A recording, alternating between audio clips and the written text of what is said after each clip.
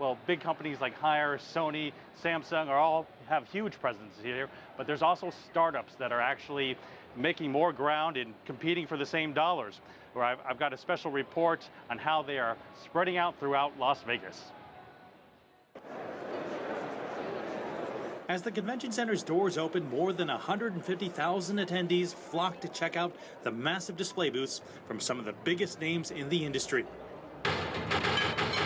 But this year, due to the low cost of sensors and the ability to crowdfund projects, more startups than ever are vying to prove they have the next big thing.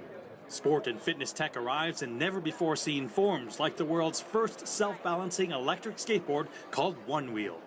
The Exxon Snow 1 puts 8 balancing sensors into the binding to improve snowboarding skill. For strengthening and stretching, the Tau Well shell utilizes pressure sensors to guide users through isometric exercises on their mobile devices. This one's for your back here. We have one for your leg, more of a hamstring exercise. We have one like this.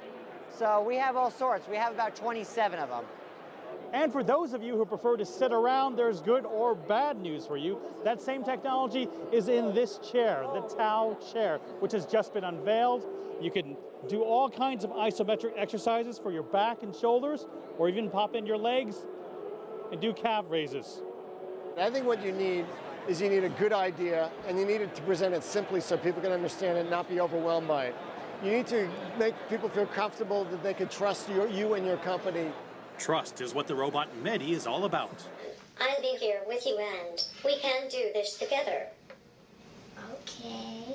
The robot is used to coach children through injections and also to entertain them. We're finding that it reduces children's pain by 50%, and it gives children a sense of mastery so they can learn how to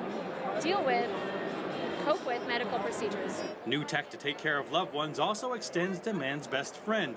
Tag GPS Plus is made specifically to track your dog and the temperature it's in. To alert you if your dog is ever in an area that is too hot or too cold. Over 3,000 dogs die per year in a car that is too hot, and we can prevent that with our device. With more than 10 million dogs lost each year in the U.S. alone, the Internet of Things may be proving its value to both the human and non-human consumer.